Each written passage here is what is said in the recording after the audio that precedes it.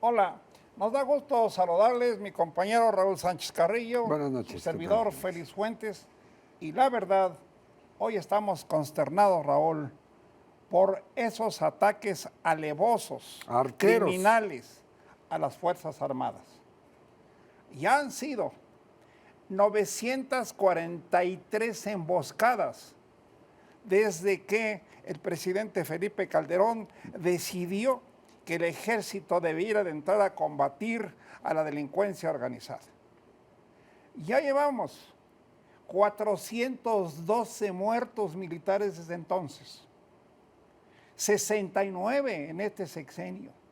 Y lo sucedido la semana pasada en Sinaloa es realmente molesto, enoja, porque los militares van haciendo vigilancia, procuran localizar a delincuentes, van por serranías que desconocen, por caminos que tampoco conocen, y de pronto reciben descargas de fuego graneado con proyectiles de grueso calibre, como ese del rifle 50. Es un rifle verdaderamente asesino que llegó a México no hace muchos años y que forma parte del arsenal permanente que entra a México procedente principalmente de Estados Unidos, y ni allá, ni este lado, nadie puede detener ese contrabando criminal. Raúl, allá en Sinaloa murieron 5 soldados y 10 quedaron heridos, algunos graves. Gravemente. ¿A dónde vamos con esto? Este ataque a los militares de Culiacán fue caracterizado por una barbarie, por una bestialidad, válgase el término, al disparar granadas incendiarias a los transportes militares que iban custodiando una ambulancia en la que iba un miembro del crimen organizado que había resultado herido metros atrás, kilómetros atrás, y que lo iban cuidando para llevarlo al hospital para que le salvaran la vida. Fíjense nada más. Y lo sorprenden de esta manera, sin ánimo, sin manera, vamos, de reaccionar de ninguna forma. Ayer en Michoacán fueron 4 militares más, pero a eso se suma los 15 que saliendo de Zapopan también en el transporte militar, sentados con sus armas, los atacan de una manera de verdad irracional. Por eso, Félix, el secretario de la Defensa Nacional, Salvador Cienfuegos, declara después de los hechos de barbarie, donde se masacra a un vehículo militar y luego a otro, con saldo de 5 muertos y 10 heridos, pero 10 heridos que están amputados, que tienen quemaduras de primero, segundo y tercer grado, porque utilizaron granadas incendiarias, cuando este convoy militar custodiaba una ambulancia que llevaba a un herido del crimen organizado para salvarle la vida.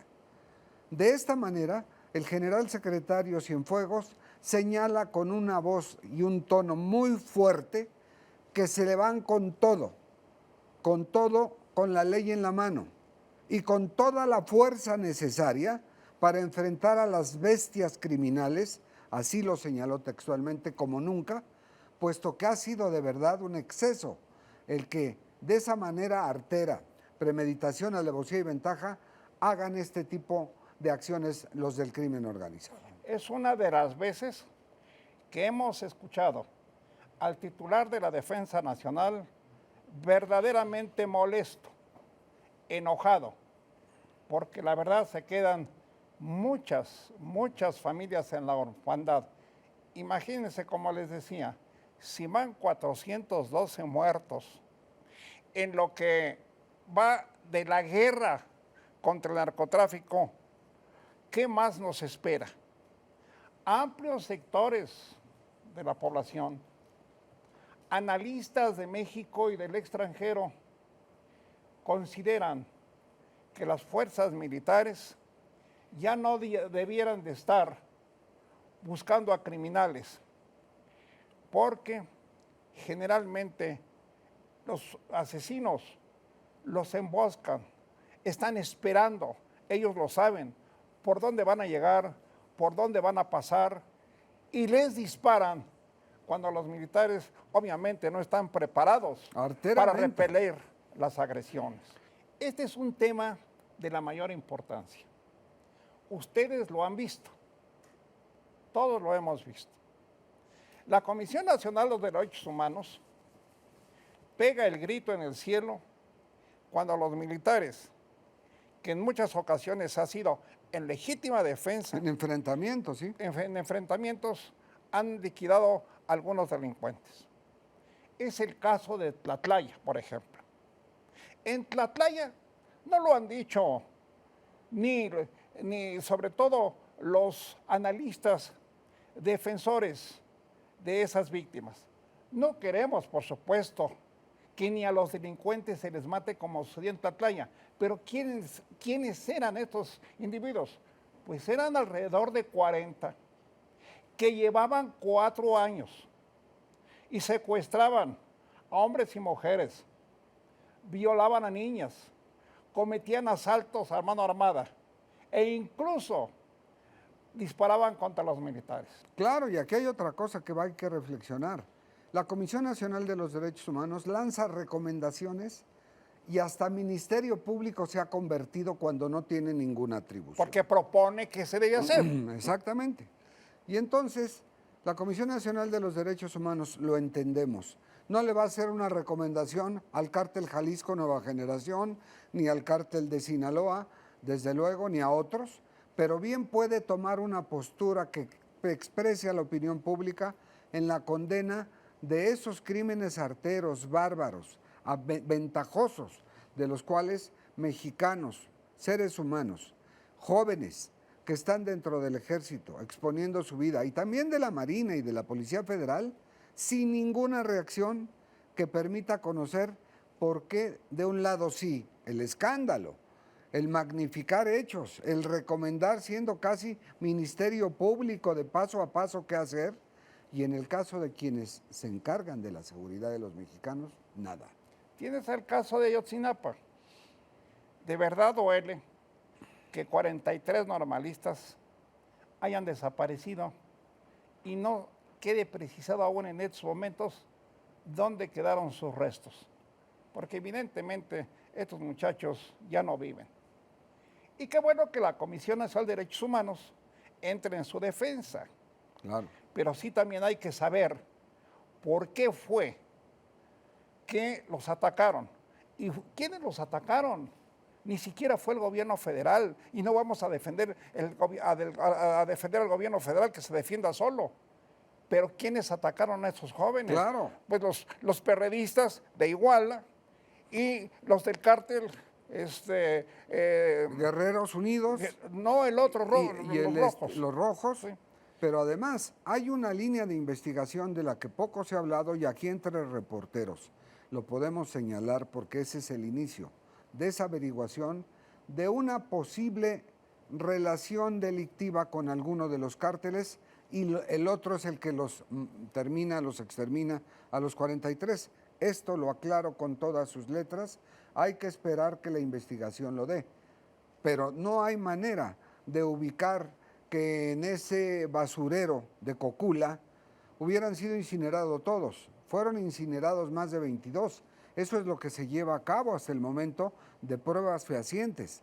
Sin embargo, el hecho es que estos 43 jóvenes, que independientemente de lo que surja de las averiguaciones nuevas, son vidas humanas que desde luego el Estado se los llevó, el Estado que los regrese vivos. A ver un momento, Félix. ¿De dónde? ¿Cómo? Es imposible. Pero además, si la Comisión Nacional de Derechos Humanos se la pasa haciendo recomendaciones, ¿por qué no participa, si anda asumiendo funciones de Ministerio Público, en la investigación de lo que realmente sucedió? A mí no me entra en la mente que hayan transcurrido ya más de 2 años y no se sepa todavía ¿Dónde quedaron los cuerpos de estos jóvenes? El paradero. ¡Qué barbaridad! Y además, en ningún momento apareció la Comisión Nacional de los Derechos Humanos con visitadores o con el mismo presidente de la comisión en las primeras pesquisas, ni mucho menos en las posteriores. Tuvo que venir una comisión internacional de expertos independientes que depende de la Organización de Estados Americanos a derrumbar las tesis que había en torno a esto. Bueno, esta es la realidad infortunada que padecemos. No, desde luego queremos que ningún ciudadano, ningún civil sea muerto. No lo deseamos, pero tampoco los militares.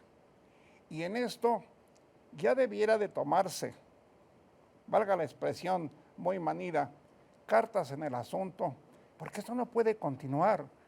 Creo que México es de los únicos o de los muy contados países en el mundo donde los militares participan en la persecución de delincuentes. En labores, sí. Si vemos Estados Unidos, si vemos Francia, si vemos Alemania, si vemos otras naciones civilizadas, allí no intervienen por una razón. Los militares no están preparados para investigar, para identificar y para detener a criminales. Su misión es otra. Los han enseñado para otra cosa, no para ser policías. Y ese es el problema que debemos estar lamentando permanentemente. Si ya hubo 412 muertos entre las filas militares, pues ojalá que ya no suceda ninguna más y que de una vez por todas se decida si el ejército ha de seguir persiguiendo criminales o los van a retirar de ese trabajo molesto como tanta gente lo pide. Y además hay que tomar en cuenta que para que los militares regresaran a los cuarteles, se necesita que nuevas generaciones de la Policía Federal en las escuelas de San Luis Potosí y de Coahuila se incorporen de tal manera que ya sean la Policía Federal y no el Ejército ni la Marina los que intervengan, como tú bien dices, en labores policíacas. Porque si hacemos una suma muy clara y muy directa, el Ejército ha hecho aprehensiones, aseguramientos, pero en el momento de los enfrentamientos contra el crimen organizado de los cárteles, de los cuales cada vez más entre cárteles se matan. Y ahí no hay velorios, ¿eh? Se está diciendo, Raúl, que 2 hijos del Chapo Guzmán son los que participaron en esta emboscada De Culiacán, última sí. de allá de Sinaloa. Un abogado de la familia del Chapo Guzmán lo niega terminantemente. Y ellos también dicen que de Dicen ninguna que ellos manera. no participaron en eso. Pues si no son ellos, quienes sean, deben de ser detenidos a la brevedad, porque tampoco se puede estar permitiendo que disparen a mansalva contra militares que realmente van inermes porque no van preparados con las armas para disparar. Solamente va el del frente con la metralleta .50 y el resto del personal va sentado con sus armas aquí. Ojalá que esto se aclare y ojalá que el general secretario realmente termine con esta maledicencia, que está sucediendo en nuestro país. Muchas gracias, que estén ustedes bien y nos veremos en la próxima, Raúl. Gracias, Félix, gracias. Entre reporteros en la próxima ocasión. Gracias.